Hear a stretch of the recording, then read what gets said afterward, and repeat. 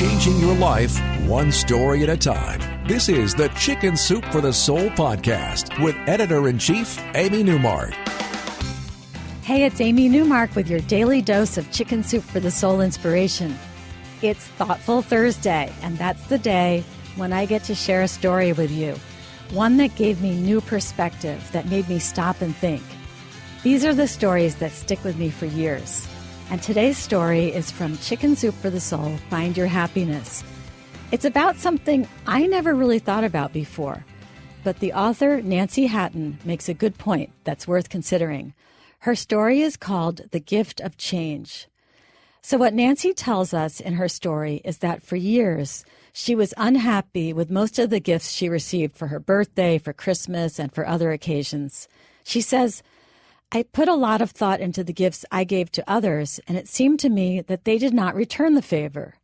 So why didn't Nancy's friends and family know that she didn't read romance novels, or that she didn't like weird little gadgets for her car, or that she really didn't want any food gifts except chocolate?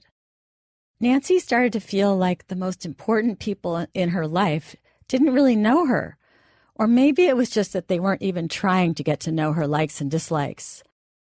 And then one day, when she had just unwrapped a birthday gift from her teenage son, and it was a blouse way more stylish than what she normally wore, she looked over at him, and he was smiling, and he was excited.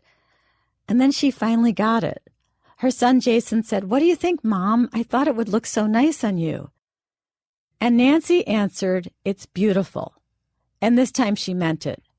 Jason was giving her a beautiful blouse for the person he thought she could enjoy being, not the stick-in-the-mud person that she had been acting like.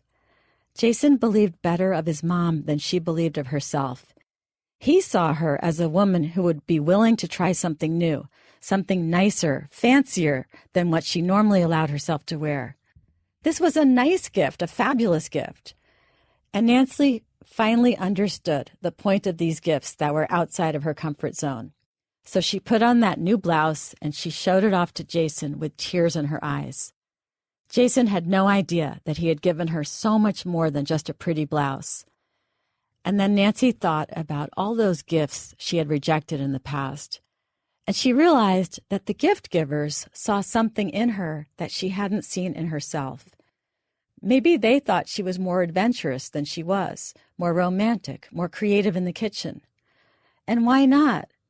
Nancy realized that these gifts that had seemed a little off, that were not quite her, were truly the best gifts of all, because they were gifts that could open her mind to change and growth.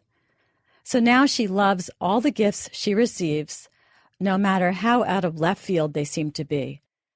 And now she sees them as evidence that her friends and family have faith in her, that they can see a new Nancy, one who is happy to try new and different things.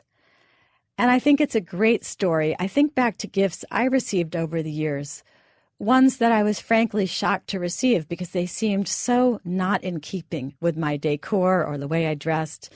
For example, I have a big white ceramic serving platter that I hated when I first received it. But luckily, I was too disorganized to return it or give it away. And today, that platter that I hated is my go-to serving platter, the one I use almost every time I entertain. Well, tomorrow's Friend Friday, and I have a special guest for you. It will be Jack Canfield, one of the founders of Chicken Soup for the Soul. We're going to talk about the early days of Chicken Soup for the Soul, and we're also going to get up to date on what Jack is doing now. I'm Amy Newmark. Thank you for listening to the Chicken Soup for the Soul podcast today. I'd love it if you would help spread the word by telling your friends about it, and you can also rate and review the podcast on our iTunes page. And if you'd like to read more thought-provoking, life-changing stories from the book I mentioned today, Chicken Soup for the Soul, Find Your Happiness, please go to our website, chickensoup.com.